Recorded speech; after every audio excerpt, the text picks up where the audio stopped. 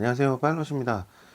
코로나19 때문에 야외 활동을 잘 못하고 집에서 오랫동안 생활하는 분들이 많아져서 빔 프로젝터 시장이 많이 커졌다는 얘기가 좀 있어요.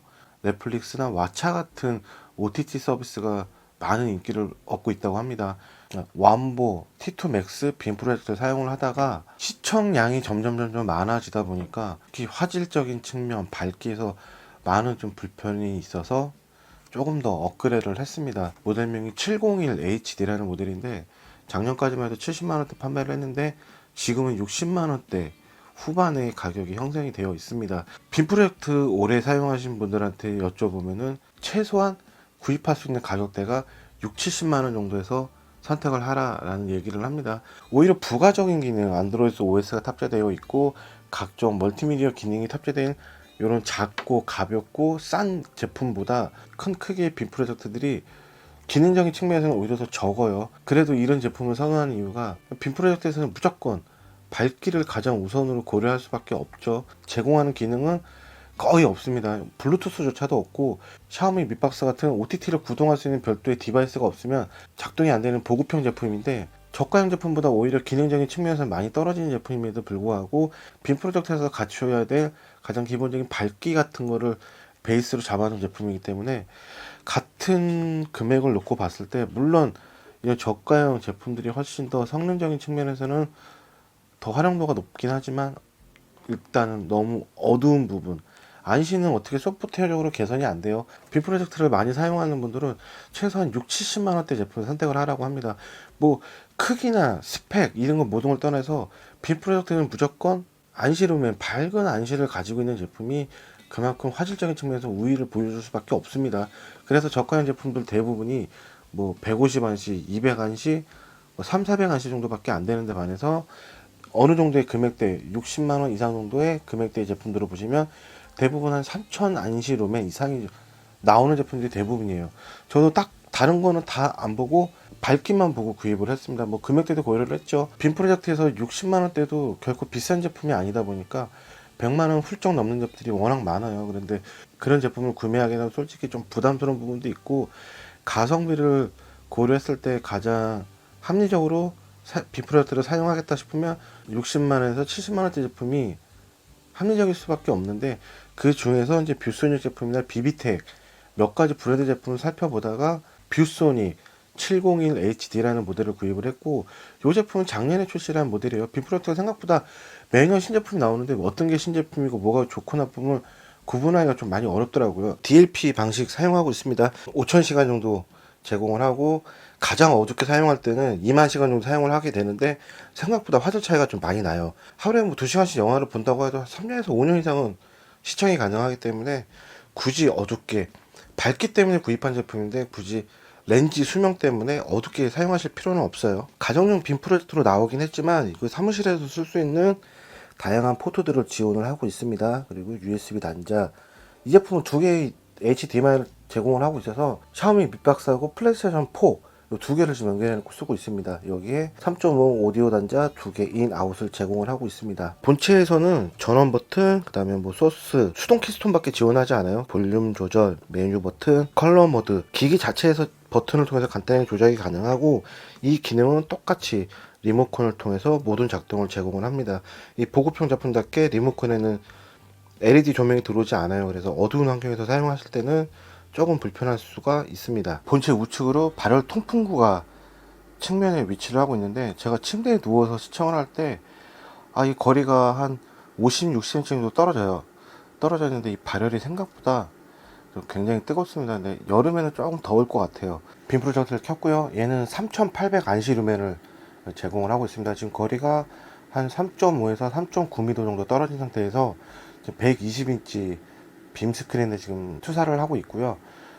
얘는 지금 살짝 아래로 내려와 있는데 렌즈 틸트 기능을 통해서 위아래 5도씩 정도 움직일 수 있습니다. 그래서 각도 조절을 위아래로 가능하고 요 키스톤 보정 기능을 통해서 이렇게 화면도 위아래로 마른 목골을 설정을 할 수 있습니다. 메뉴를 한번 볼까요? 화면비 뭐 4:3, 16:9, 16:10 네이티브 화면, 스톤 보정 방금 전에 보여드렸죠. 요거하고 렌즈 이동을 통해서 얘를 이런 식으로 화면을 움직일 수가 있어요.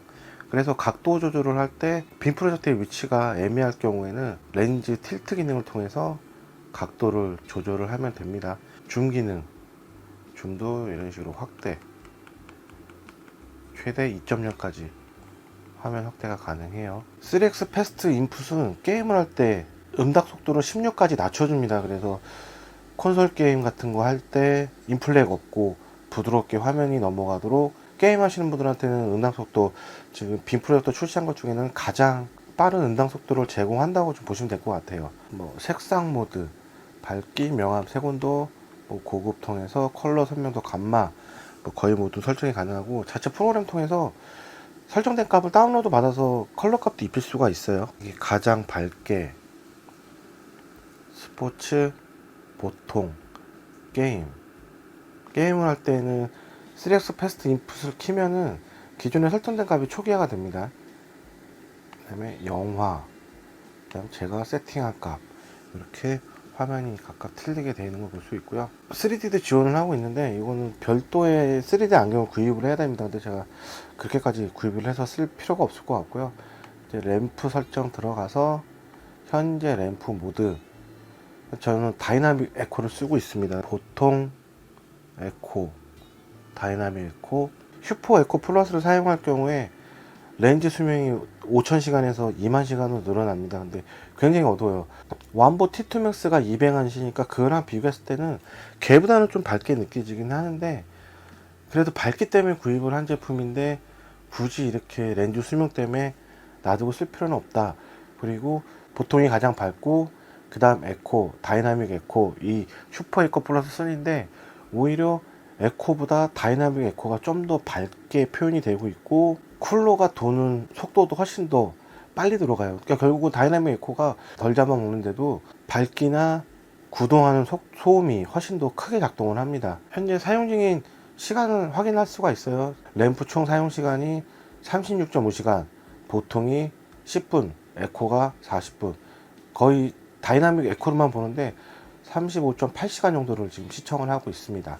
프로젝터 위치 설정, 높이 설정, 뭐 검색, 보안, 제어판, 리모컨 설정까지도 이런 거 다 이렇게 설정이 가능합니다. 자체 스피커 아주 나쁘진 않아요. 들어줄만 하고, 지금 볼륨을 최대로 올렸을 때 막아주는 천, 프레임을 고정할 수 있는 상단 프레임, 알루미늄 프레임으로 4개가 들어있습니다.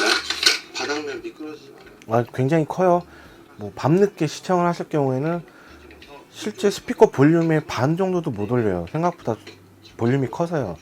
음질은 가볍게 듣기는 나쁘지 않고, 아무래도 좀 더 웅장하고 제대로 된 사운드 드시려면은 뭐 사운드바 같은 거 하나 사용을 하셔야 될 것 같습니다.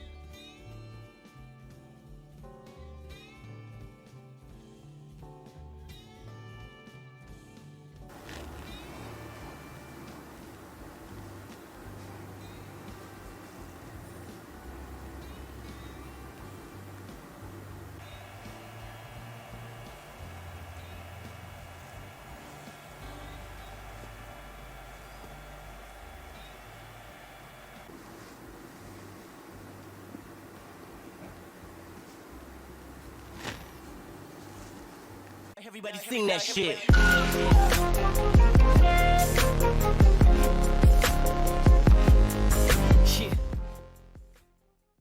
Everybody sing that shit.